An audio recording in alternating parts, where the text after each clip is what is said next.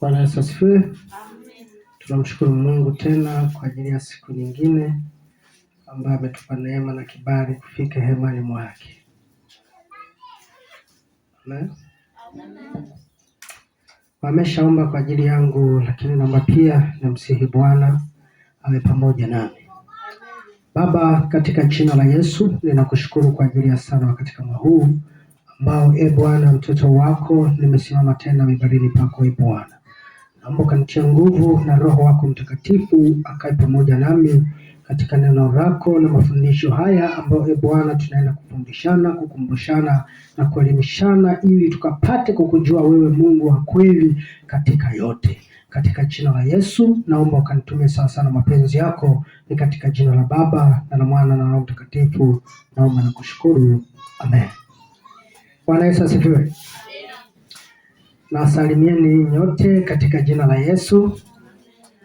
Basi tunamshukuru Mungu tena toka Jumatano iliyopita ya wiki ile iliyopita, na leo tena Mungu amenipa kibali cha kuweza kusimama tena mahali hapa, na tunaendelea na somo letu lile lile ambalo tayari tumekwisha kulianza toka Jumatano ile.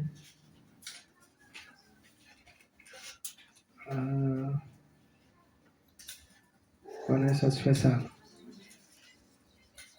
Tulikuwa na mambo mangapi? Matano ambayo tunatembea nayo, mambo matano.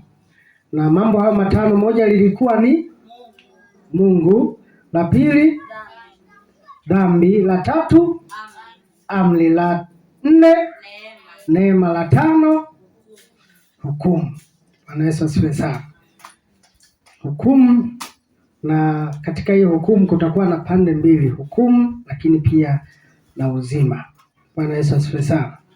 Kwa tutakapofika kwenye hilo tutaenda vizuri. Tumeshaona habari ya Mungu na tukajua sasa Mungu ni nani. Bwana Yesu asifiwe sana. Tukajua Mungu ni nani na anafanya kazi yake ni nini hasa. Hiyo tulijifunza. Bwana Yesu asifiwe sana Jumatano iliyopita. Na leo tupo kwenye somo lingine ambalo ni la pili katika ule mtiririko wa mambo matano ambalo ni dhambi. Bwana Yesu asifiwe sana. Kwa leo tutaenda kuangalia habari ya dhambi. Dhambi ni nini? Na mambo mengine ambayo yapo humo ndani yake. Bwana Yesu asifiwe sana. Kwa hiyo tutaenda kuona dhambi. Bwana Yesu asifiwe sana. Dhambi ni nini?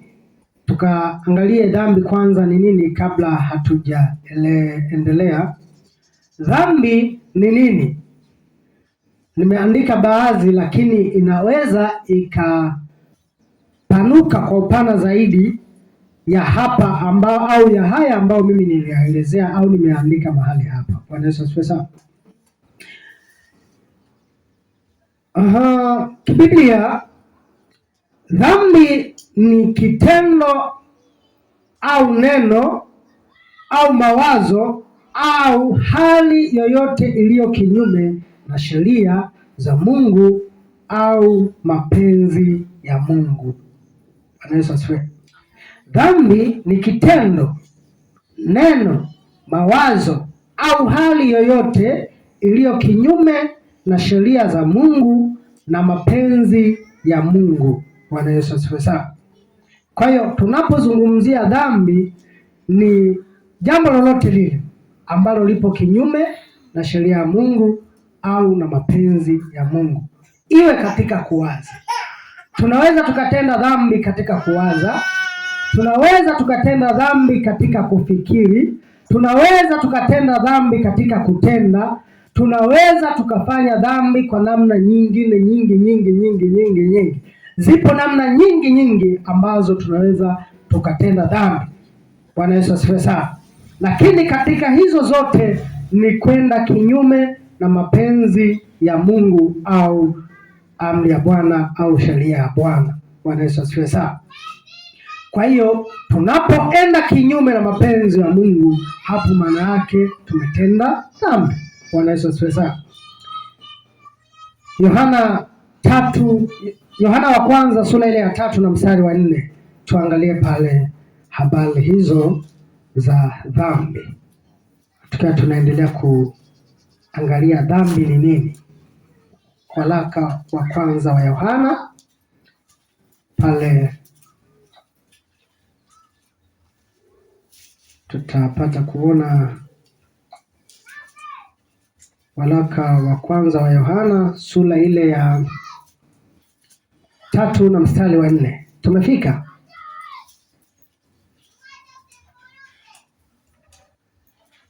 Tumefika eh? Haya, tusome. Inasema, kila atendaye dhambi afanya uasi, kwa kuwa dhambi ni uasi. Bwana Yesu asifiwe sana.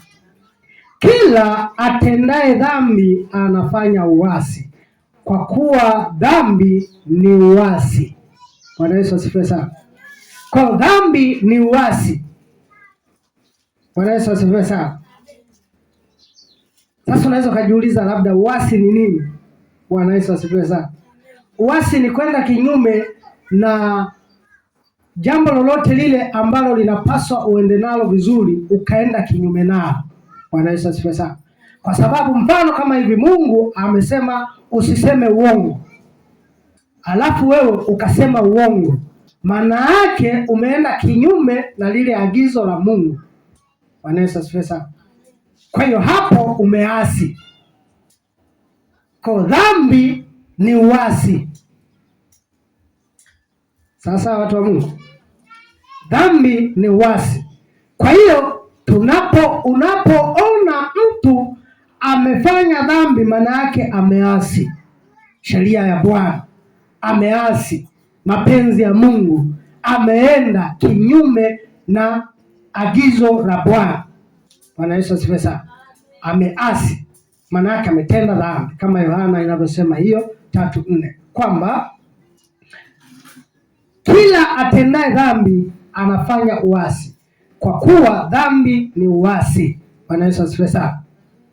Tumekuwa tukiona kwa habari labda za mataifa ambayo yana vurugu na vita za nini, unasikia waasi, sijui waasi, maana yake wameasi nchi. Bwana Yesu asifiwe sana. Wameenda kinyume labda na serikali, kwa wanaitwa waasi kwa sababu wameasi. Bwana Yesu asifiwe sana. Kwa hiyo unapoona mtu ameenda kinyume na mapenzi ya Mungu, maana yake huyo mtu ameasi. Umetenda dhambi, umeasi. Amen. Kwa mujibu wa Yohana wa kwanza waraka wa Yohana wa kwanza 3:4. Bwana Yesu asifiwe sana. Lakini tuendelee kuona katika ile Yakobo sura ya 4 na mstari ule wa 17. Yakobo sura ya 4 na mstari ule wa 17, pia tuangalie pale, kuna jambo ambalo ni la kujifunza. Yakobo 4:17.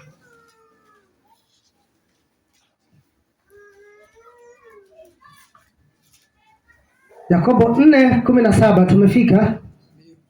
Inasema, basi yeye ajuaye kutenda mema wala hayatendi, kwake huyo ni dhambi. Mmeuelewa mstari? Inasema hivi, basi yeye ajuaye kutenda mema wala hatendi. Nitarudia, basi yeye ajuaye kutenda mema wala hayatendi, kwake huyo ni dhambi. Bwana Yesu asifiwe sana. Kuna dhambi za namna nyingi yani, katika vitu vingi. Ukikaa ukatulia ukasoma Biblia, ndio maana tunapaswa kuomba toba mara kwa mara. Mungu nisamehe. Pengine unaweza ukazungumza umekosea, ukajiona uko sawa, kumbe unakosea. Kwa hiyo katika hayo tunatenda dhambi, ndio kujikuta mtu mbaya. Ndio maana hata neno la Mungu, mtumishi yule anasema tujitahidi sana kuomba toba mbele za Mungu. Ndani ni Paulo. Tusisitiza sana tuombe toba mara kwa mara. Mungu naomba unisamehe katika hiyo. Yaani unaomba kama alivyofanya Ayubu kwa watoto wake. Akasema pengine Mungu, watoto wangu walikutenda dhambi mimi bila kujua. Anaomba toba kwa ajili ya watoto. Bwana Yesu asifiwe sana. Kwa hiyo tunapaswa kuwa hivyo. Yaani unajua kama ile unakuwa yani kama mwanajeshi anapokuwa sehemu labda ya vita, hata kama anakula katika yuko tayari, yani hajiachie moja kwa moja. Kwa hiyo pia tunapokuwa kwa Mungu japokuwa ametuokoa sisi ni watakatifu, japokuwa ni watakatifu, tunapaswa kutambua kwamba pengine tunaweza tukawa tumekosea katika namna yoyote ile. Tunapaswa kuendelea kuomba toba mbele za Mungu. Mungu naomba unisamehe katika jambo fulani au fulani ambalo nimeenda kinyume au nimekosea. Bwana Yesu asifiwe sana. Kuna makosa lakini pia kuna dhambi. Lakini sisi tunazungumzia dhambi. Bwana Yesu asifiwe sana. Lakini makosa na dhambi vinataka kufanana ila kuna utofauti kidogo. Amen. Kwa hiyo kama unajua kutenda mema na hauyatendi, basi wewe unajua unatenda dhambi. Amen. Kama unajua kutenda mema na hauyatendi, basi ujue unatenda dhambi. Bwana Yesu asifiwe sana. Yaani hapa tunaweza tukasema kwamba kwa mfano ulitakiwa ufanye jambo fulani. Kabisa unajua hapa natakiwa nifanye hivi. Lakini wewe ukaacha kulifanya. Yaani sijui nizungumzeje ili muweze kuelewa hii pointi au huu mstari vizuri. Sijui niulete katika mfano gani katika hali ya sasa hivi ambavyo mnaweza mkauelewa vizuri. Labda nisemeje? Kwa mfano nichukulie kwetu sisi madereva. Amen? Sisi kwetu madereva. Labda mimi niko barabarani. Naendesha.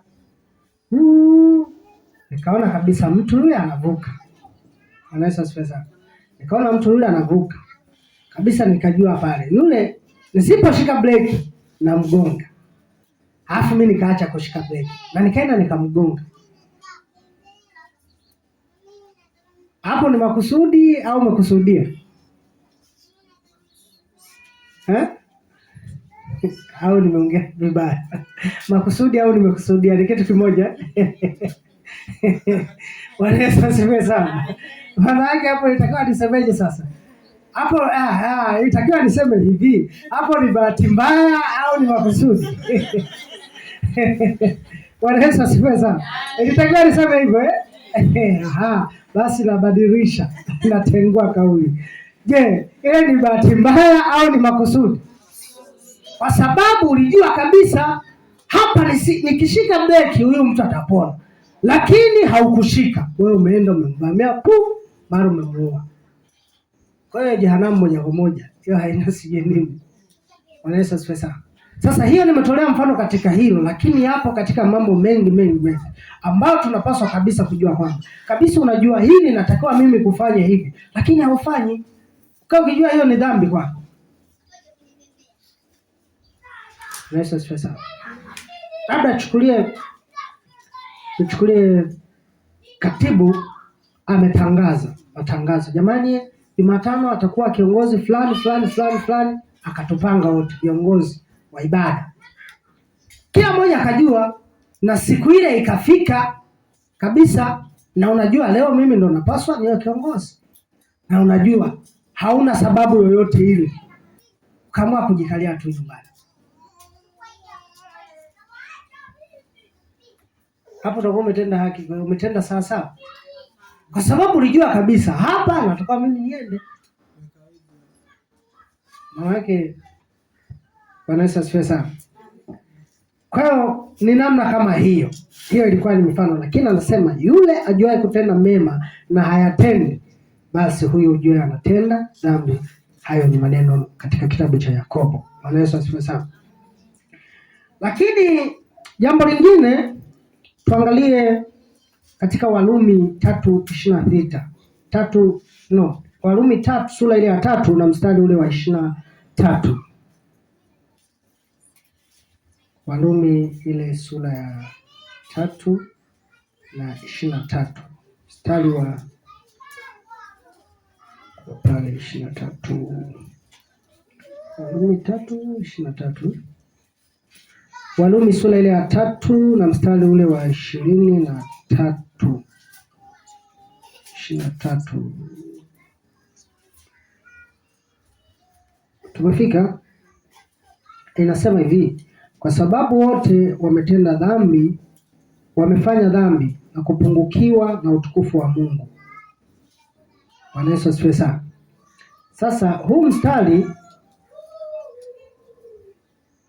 ukianzia kwa hapo katikati unaweza usiuelewe. Bwana Yesu asifiwe sana. Lakini ukianzia huko juu unaweza ukaelewa alikuwa anamaanisha nini huyu mtumishi wa Mungu. Bwana Yesu asifiwe sana. Kuna watu huwa wanasema kwamba sasa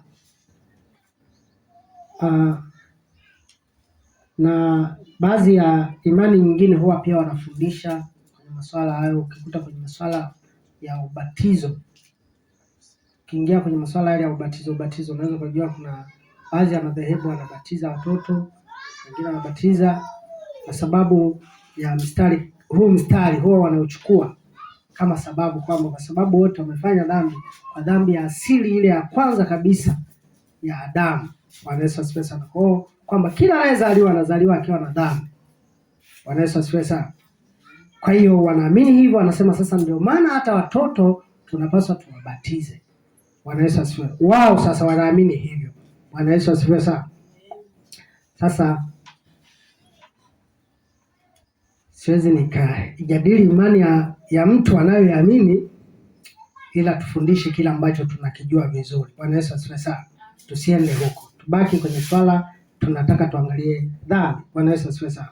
Kwa hiyo dhambi hapa ilikuwa ni Warumi ile sura ya 3:23 iliyokuwa ikizungumzia dhambi. Bwana Yesu asifiwe sana. Lakini hii ni kwenye dhambi ile ya asili kabisa iliyokuwa inazungumziwa. Bwana Yesu asifiwe sana. Tukatazame dhambi ya kwanza iliyofanywa na mwanadamu. Dhambi ya kwanza kabisa. Tukumbuke tumejifunza habari za Mungu. Amen. Tumejifunza habari za Mungu. Tumejua kwamba Mungu ni nani sasa. Jumatano iliyopita. Amen. Tukajua kwamba Mungu ni nani. Tukaona kwamba Mungu ni muumbaji na mmiliki wa kila kitu kilicho hai. Na ndiye anayetupa pumzi. Kwa sisi hii pumzi hatulipii, anatupa Mungu. Bwana Yesu asifiwe sana. Lakini kuna baadhi ya watu hawatambui hilo. Wanaona tupo tu basi. Na ndio maana mtu leo hii akafariki dunia, pumzi hii ikakata, mapigo ya moyo yasiendelee kufanya kazi. Hakuna daktari yeyote anayeweza akatumia dawa kurejesha hali hii. Watapiga sijui zile shoti za moyo za kushtua, kama ameshakufa amekufa. Watainua mikono, atasema sisi tumeshindwa. Na huyo mtu atapewa jina lingine, ataitwa marehemu. Bwana Yesu asifiwe sana. Lakini mtu huyo ambaye anasema amekufa, kuna wakati kama Mungu anataka au kama kuna namna yoyote ile kwa ajili ya utukufu wa Mungu, watumishi wa Mungu wanaweza akamwombea mtu huyo ambaye alikuwa amekufa na akarejea akawa hai. Na imefanyika sio mara moja wala mara mbili. Bwana Yesu asifiwe sana. Sasa hii inaleta picha gani? Kwamba Mungu ndiye anayetumiliki sisi. Pumzi hii ya uhai ni ya Mungu. Kwa Mungu ana uwezo wa kusema sasa wewe Yaani ni kama remote kwenye TV. Huwa anatoleaga huo mfano kwamba sisi TV ile unapoinua nyumbani kwako ni ya kwako. Kwa hiyo unaweza ukaamua kubadilisha channel unayotaka. Ukiamua kuzima, ukiamua kuwasha. Ndivyo tulivyo kwa Mungu. Mungu ndiye anayetukontrol kwa kila kitu. Kwa kimona mtu anakuwa mbishi na nini bado hajajua umuhimu wa Mungu. Bado hajajua Mungu ni nani katika maisha yake.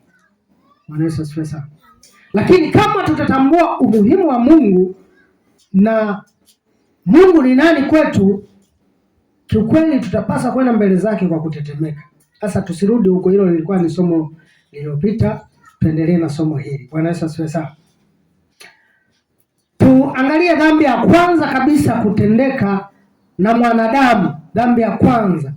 Na hii dhambi inatesa dunia, inatesa watu wengi. Dhambi hii ambayo ilikuwa ni ya kwanza. Bwana Yesu asifiwe sana. Na Mungu atusaidie katika dhambi hii, kwa sababu ni dhambi ambayo imekuwa kama endelevu, lakini tunamshukuru Yesu kwa sababu anaendelea kutufanya upya kila kuitwapo leo. Amen. Fungua kitabu cha Mwanzo kuanzia mstari ule, sura ile ya 3. Kitabu cha Mwanzo sura ile ya 3, tukaangalia dhambi ya kwanza iliyofanywa na mwanadamu. Mwanzo sura ile ya 3 mpaka pale, japo nimeandika itakuwa ni marefu, nitasoma haraka haraka. Tumefika Mwanzo sura ile ya 3 na mstari ule wa kwanza. Nitasoma. Basi nyoka alikuwa mwelevu kuliko wanyama wote wa mwitu aliowafanya Bwana Mungu. Akamwambia mwanamke, ati hivi ndivyo alivyosema Mungu, msile matunda ya... kuna kitu nilikuwa nimekiandika hapa.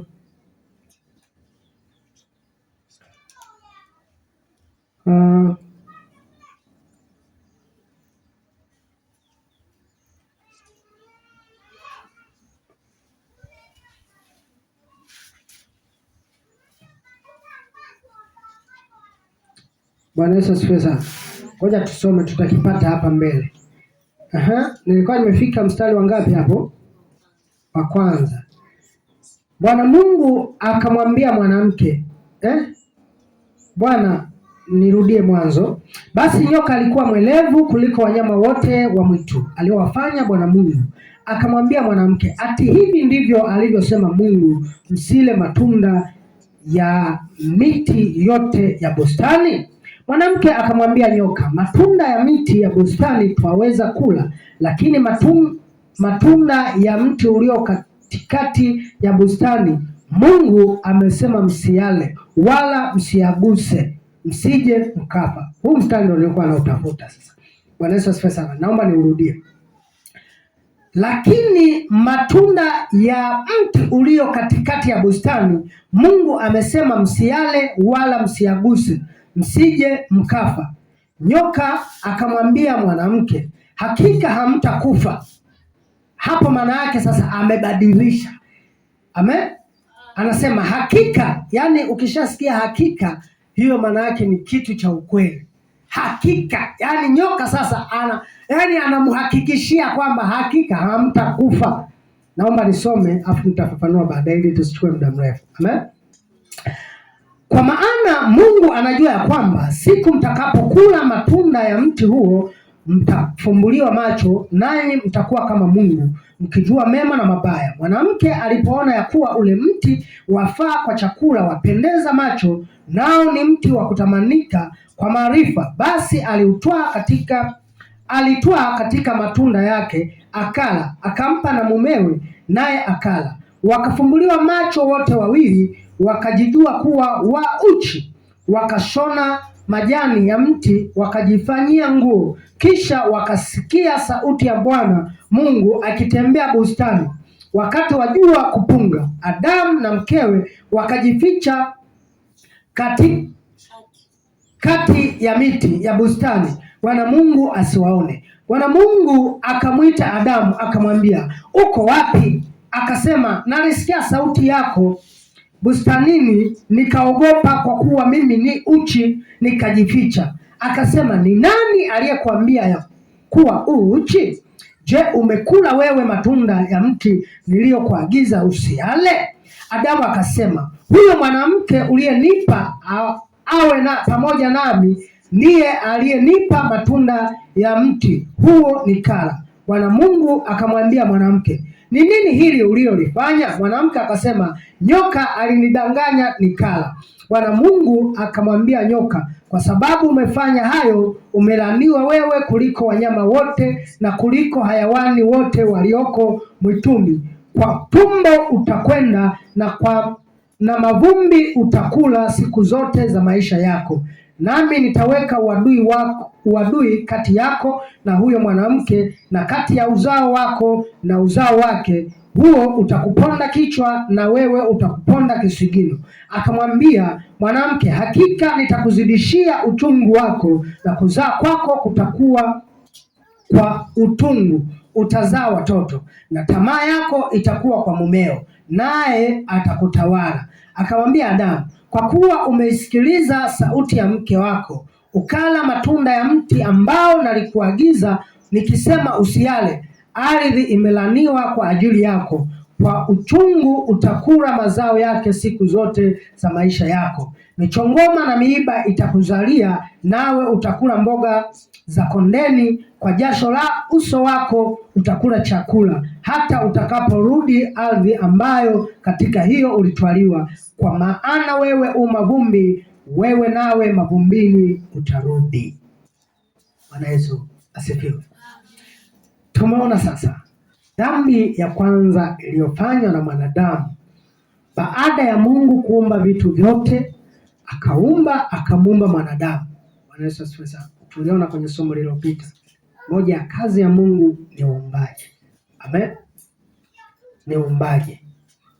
Sasa baada ya Mungu kuwa ameumba, akamuumba mwanadamu, akamweka Adamu mke wake, akaweka pale, akawapa maagizo kwamba haya matunda yote mnayoyaona kuleni, ila kwenye mti ule matunda yale msiyale. Bwana Yesu asifiwe sana. Sawa, wakaishi, lakini baadaye kama tulivyosoma, nyoka kwa mwelevu asi akawadanganya, na baadaye wakaingia kwenye uongo wake, wakajikuta wamemkosea. Kwa hiyo sasa hapa ni dhambi gani ambayo iliyotenda? Labda kabla sijasema, hapa ni dhambi ipi ambayo walioitenda kina Adamu? Dhambi ya kwanza, kwa sababu tupo darasani. Bwana Yesu asifiwe sana. Hapa nani ameona kwamba dhambi ipi walioifanya?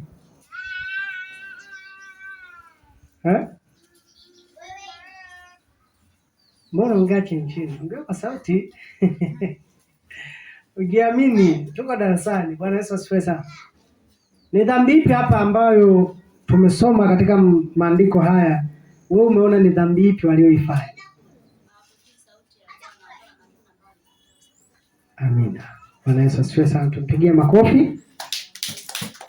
Hawakutii sauti ya Bwana, au hawakutii maagizo ya Mungu.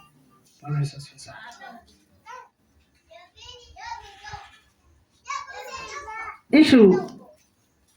Ile hatua ya kula matunda inaweza ikawa ni ya pili, lakini ya kwanza ni kutii kile walichoagizwa kwamba msile. Sasa wakafanya uamuzi, wakaenda wakala. Bwana Yesu atusaidie sana. Kwa hiyo Adamu akawa amemkosea Mungu. Bwana Yesu asifiwe sana. Wakaa wamemkosea Mungu. Nilikuwa nimeandika hapa point, mafafanuzi sio point. Nilikuwa nimeandika hivi: Adamu hakufa. Mungu ukumbuke, alikuwa amesema mtakapokula matunda haya hakika mtakufa. Bwana Yesu asifiwe sana. Walikula, lakini ukisoma hapa katika Biblia waliishi miaka mingapi sijui. Waliishi muda mrefu. Bwana Yesu asifiwe sana. Sasa mtu unaweza kujiuliza, sasa mbona walikula hawakufa, wakaja kufa baadaye? Walikufa pale, walikufa kiroho. Bwana Yesu asifiwe sana. Walikufa kiroho pale, yaani walipokula tu pale wakafa kiroho. Bwana Yesu asifiwe. pale katika mstari wa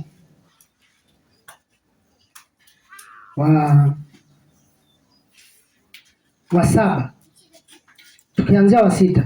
Mwanamke alipoona ya kuwa ule mti wafaa kwa chakula, wapendeza macho, nao ni mti wa kutamanika kwa maarifa, basi alitwaa katika matunda yake akala, akampa na mumewe, naye akala. Wakafumbuliwa macho wote wawili, wakajijua kuwa wa uchi, wakashona majani ya mti. Bwana Yesu asifiwe sana. Hicho kitu cha kwanza, kuna kitu kiliondoka kilichokuwa kwao baada ya kula tunda. Bwana Yesu asifiwe sana. Kuna kitu kiliondoka ndani yao au kiliondoka kwao baada ya kula yale matunda. Mungu alipowaumba Adamu na Eva, aliwaumba kama vile tuna watoto wanavyozaliwa, basi ndivyo walivyokuwa wanaishi pale bustanini,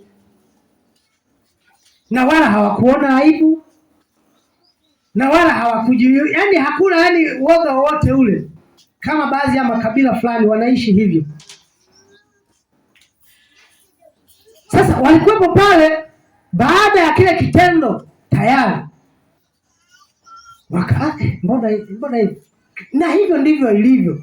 Mtu akifanya dhambi lazima tu ataanza kujiona tofauti. Hapa mbona kwa hivi? Kweli hivi. Anaanza kujificha. Hata kanisani anaweza asiende. Niende kanisani. Anasubiri kwanza, anapotezea angalau siku ngapi Mungu asahau. Yaani mtu ametenda dhambi leo anasema ngoja saizi bado dhambi mbichi. Ngoja nisubiri ipoe kwanza. Unasubiri dhambi ipoe kwa Mungu. Sisi binadamu. Mungu atusaidie sana. Kwa hiyo hawa watu baada ya kutenda dhambi wakafumbuliwa macho, wakaanza kujua. Pale walikufa kifo cha kiroho kabla ya kile cha kimwili. Bwana Yesu asifiwe sana. Kuna mambo yalitokea. Adamu hakufa kifo cha kimwili, ila walikufa kifo cha kiroho, yaani kupoteza mawasiliano ya kiroho yaliyokuwepo. Ule utukufu uliokuwepo kati ya Adamu na Mungu ulitoweka. Sasa Adamu kwa nini ajifiche? Kwa nini waanze kujifunika? Maanake kuna kitu kimepungua hapo. Na nini kimesababisha? Ni kwa sababu ya dhambi imeingia ndani ya hao watu,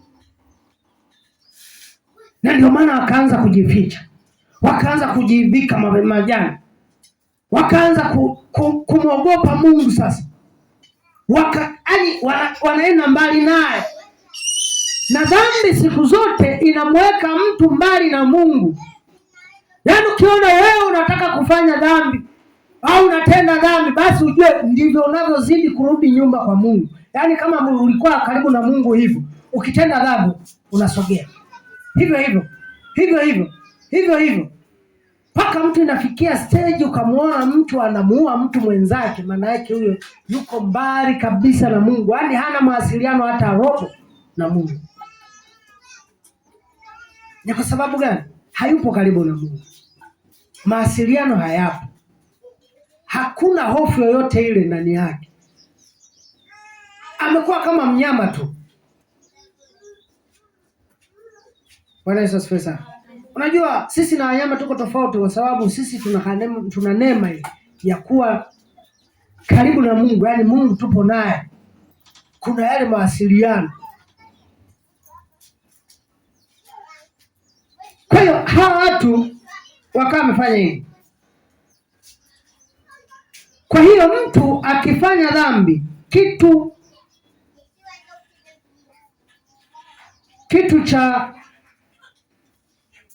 cha kwanza anakufa kiroho. Mawasiliano yanapotea kati ya mtu huyo na Mungu. Kwa hiyo dhambi ya kwanza haikuwa kula lile tunda tu, bali kutokutii agizo la Mungu alilowapa.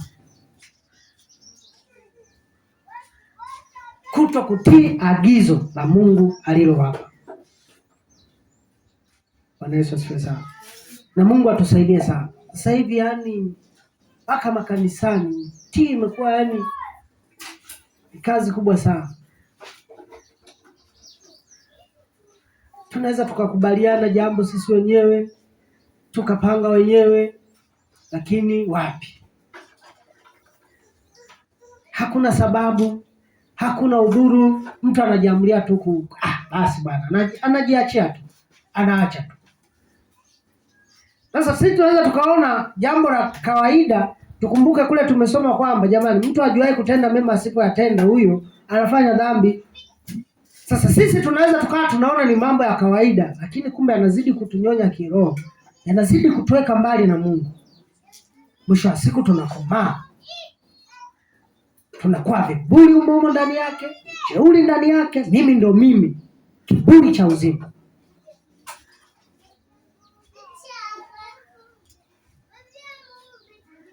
Fungua Warumi 5:12. Tuone pale anasemaje.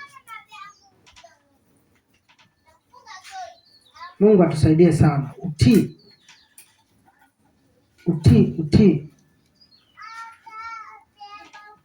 ndani ya watu hakuna mbele za Mungu.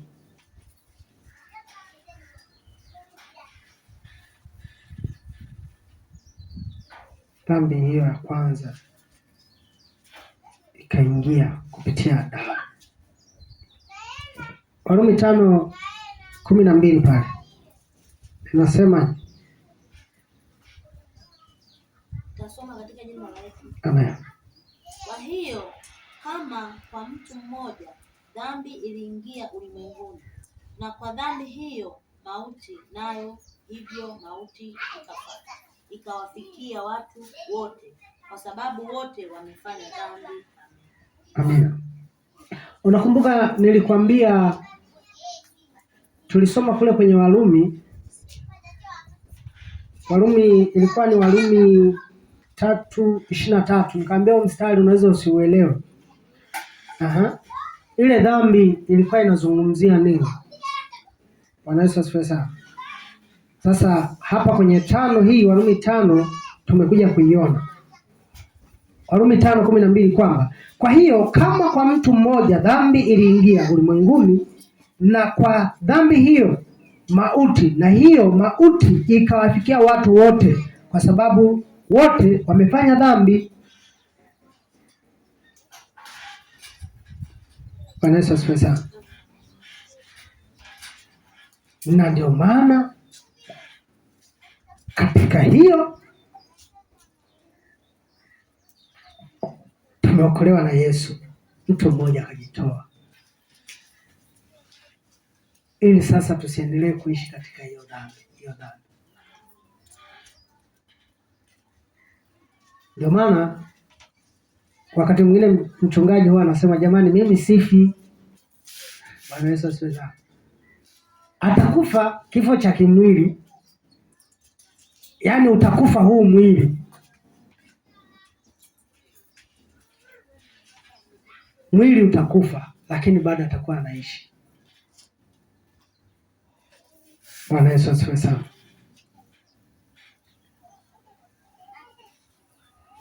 Kuna pointi hapa 4, nadhani kama 4 hivi.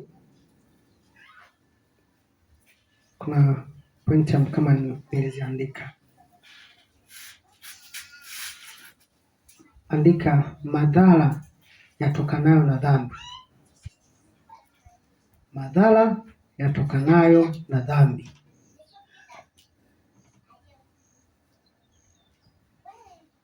Jambo la kwanza, dhambi inakutenga na Mungu.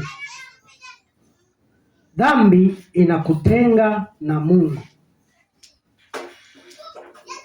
Madhara ya dhambi. Jambo la kwanza, dhambi inakutenga na Mungu.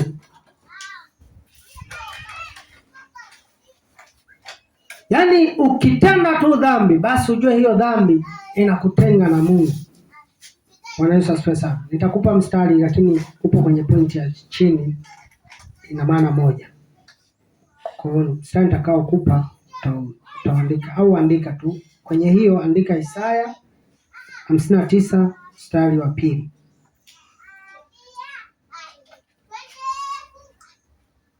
Haya, pointi ya pili, dhambi inaua. Dhambi inaua. Hiyo ni pointi ya pili.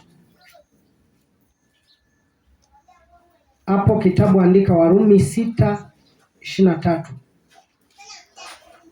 Dhani wewe unafahamika. Kwa maana mshahara wa dhambi ni mauti, bali karama ya Mungu ni uzima wa milele katika Kristo Yesu. Kwa hiyo dhambi inaua. Hiyo ni Warumi 6:23.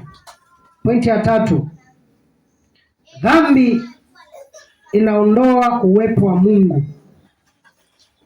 Isaya 59:2. Hebu tupasome hapo. Isaya 59:2. Some hapo. Tunaelekea mwishoni. Isaya 59 mstari ule wa 2. Pasome hapo. Amina. Lakini maovu yenu yamewafarakanisha nanyi na Mungu wenu, na dhambi zenu zimeuficha uso wake msiuone, hata hataki kusikia. Amina. Amen. Lakini maovu yenu yamewafarakanisha ninyi na Mungu wenu, na dhambi zenu zimeuficha uso wake msione, hata hataki kusikia. Kwa hiyo dhambi inakutenga kabisa na Mungu. Dhambi inaficha uso wa Mungu. Hata mtu mwenye dhambi, kuna mahali pengine pameandikwa tukiomba mbele za Mungu kama tuna dhambi ni kama watu wapigao makelele tu, hakuna kitu atapata, Mungu hatosikia. Na ndio maana mara nyingi kwenye maombi mnaona kwamba tunaanza na utakaso. Ikiwa kuna mahali popote ambapo tulienda kinyume na mapenzi ya Mungu au tukafanya vyovyote vile makosa yote haya, tunaenda mbele za Mungu. Mungu, tunaomba tusamehe, tutakase, ili tupate kibali mbele zake, ili maombi yetu yapate kibali kwa Mungu. Ndio maana mahali pengi kabla ya maombi unaona kuna utakaso. Hiyo ni kusafisha, kusiwe na kikwazo mbele za Mungu. Bwana Yesu asifiwe sana. Pointi ya ngapi? Ya 4. Ya 4 ilikuwa ndo hiyo. Dhambi inaficha uso wa Mungu, ambao Isaya, kitabu ni Isaya. Hiyo dhambi inaondoa uwepo wa Mungu, ni pointi ya 3. Pointi ya 4 ni dhambi inaficha uso wa Mungu. Hiyo ni Isaya 59 kuanzia mstari wa kwanza na wa 2. Utaanzia mstari wa kwanza, inasema inaficha uso wa Mungu, ambayo inasema, tazama mkono wa Bwana haukupunguka hata usiweze kuokoa, wala sikio lake si zito hata asiweze kusikia. Lakini maovu yenu yamewafarakanisha ninyi na Mungu wenu, na dhambi zenu zimeuficha uso wake msiuone, hata hataki kusikia. Hayo ni madhara ya dhambi. Hayo ni manne ambayo nimeyataja, lakini yapo mengi madhara ya dhambi. Kwa tujitahidi sana kuenenda katika mapenzi ya Mungu. Petro alinukuu maandiko katika kitabu cha Mambo ya Walawi akisema, katika Petro ile wa kwanza, Petro wa kwanza 1:15 pale tupasome. Petro alinukuu katika kitabu cha Mambo ya Walawi.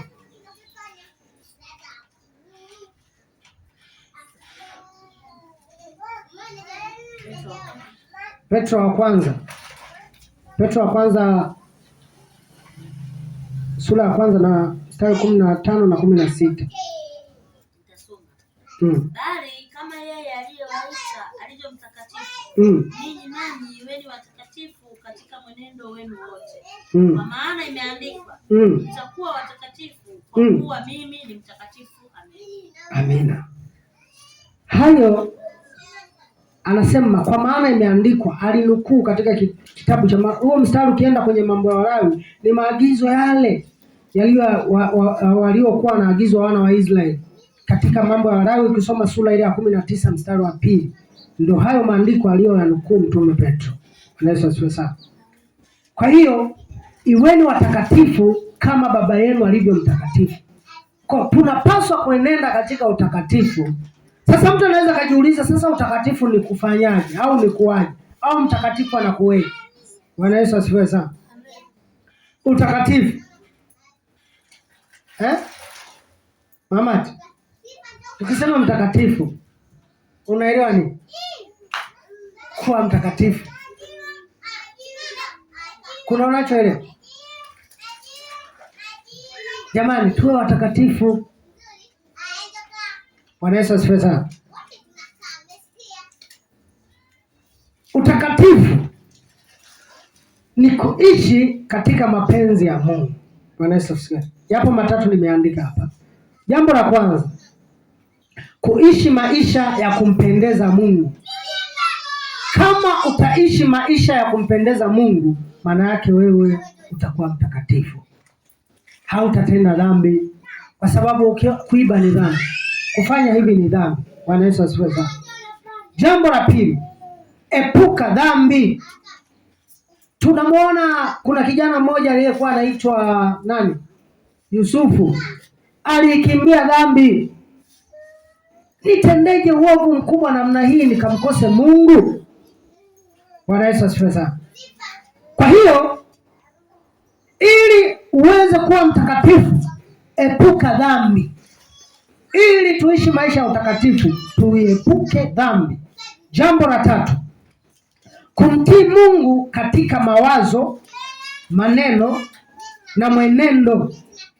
Yaani mawazo yetu katika kuwaza, tusiwaze mambo mabaya. Kumtii Mungu katika mawazo, maneno na mwenendo. Yaani kuwaza kwetu kusiwaze mambo mabaya. Mwenendo ni maisha yetu tunavyoishi.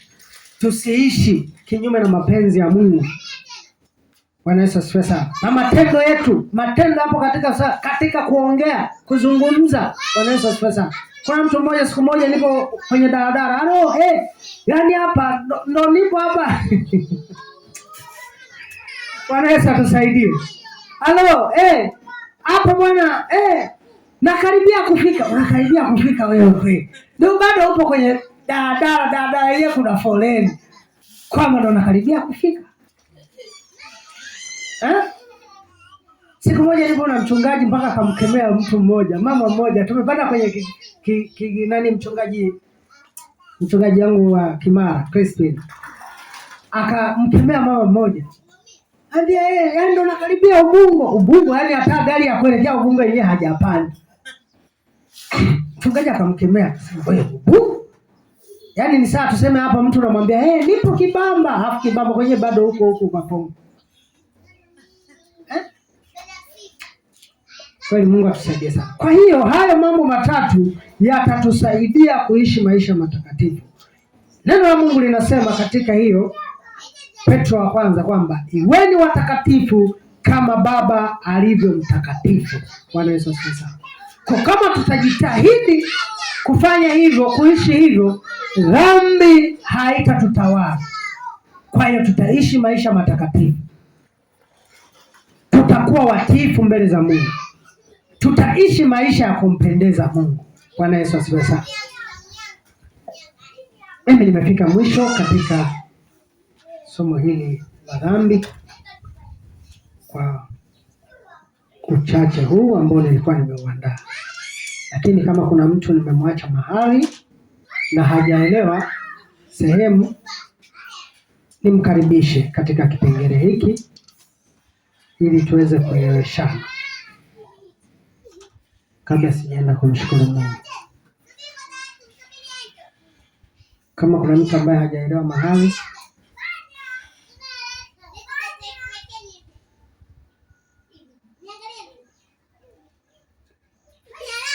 Bwana Yesu asifiwe. Wanasemaga kinywa ni gigu.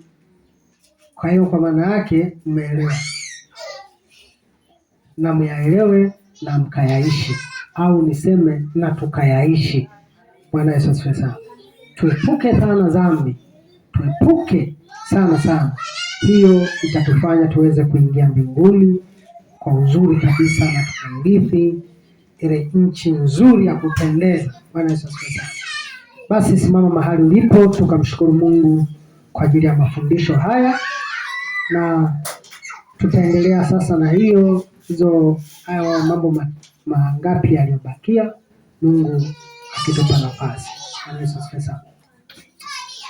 Wewe ni Alfa na Omega, twakuabudu Bwana, wastahili sifa.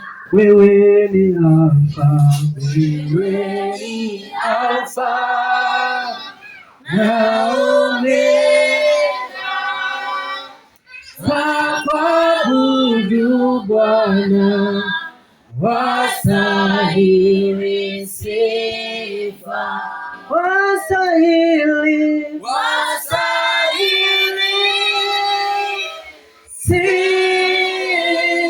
sifa, twakuabudu Bwana,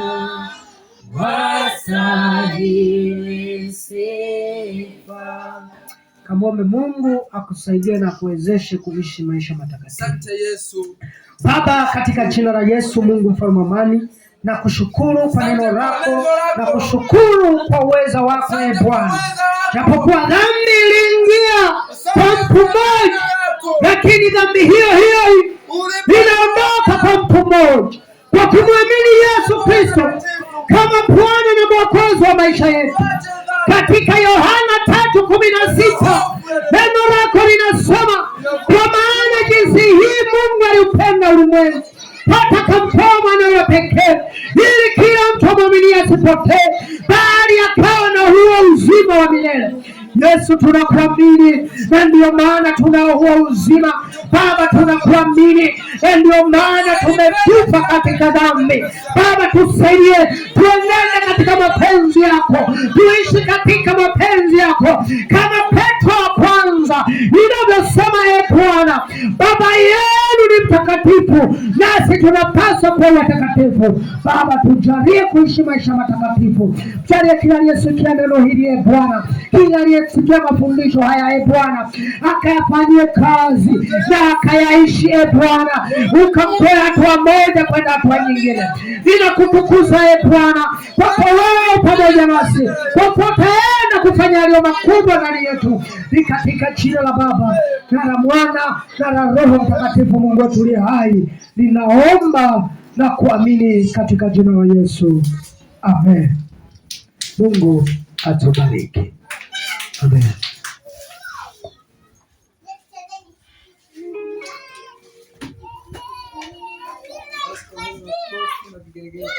Bwana